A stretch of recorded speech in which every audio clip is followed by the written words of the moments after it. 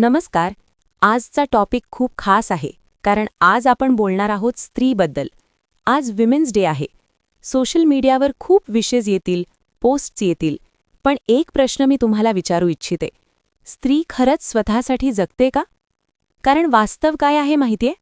लहानपणापासूनच स्त्रीला शिकवलं जातं, घराची काळजी घे, लोक काय म्हणतील ते बघ, सगळ्यांना खुश ठेव, आणि हळूहळू ती स्वतःचं आयुष्य दुसऱ्यांसाठी जगायला लागते.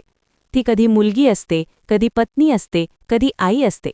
पण या सगळ्या भूमिका निभावताना ती एक गोष्ट विसरते, ती म्हणजे स्वतःची ओळख.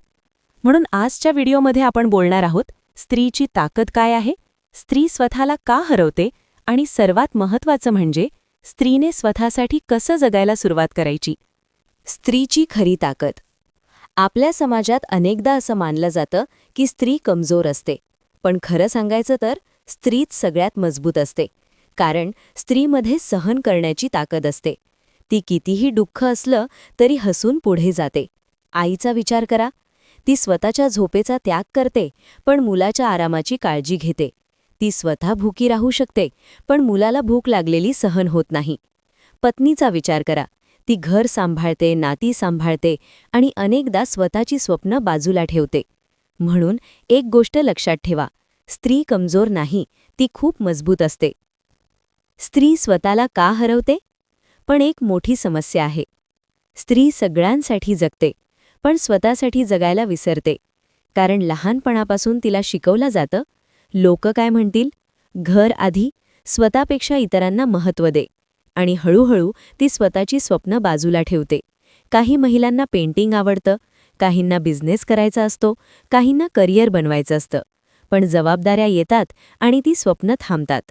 पण एक सत्य आहे, स्वप्न कधीच उशिरा होत नाहीत. तुम्ही 20 वर्षांचे असाल किंवा 40चे, तुम्ही अजूनही तुमचं आयुष्य बदलू शकता.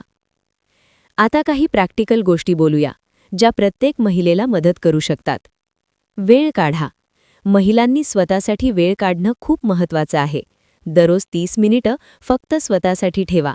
त्या वेळेत तुम्ही वाचन करू शकता, वॉक करू शकता किंवा शांत बसून विचार करू शकता. सेल्फ रिस्पेक्ट महत्त्वाचं.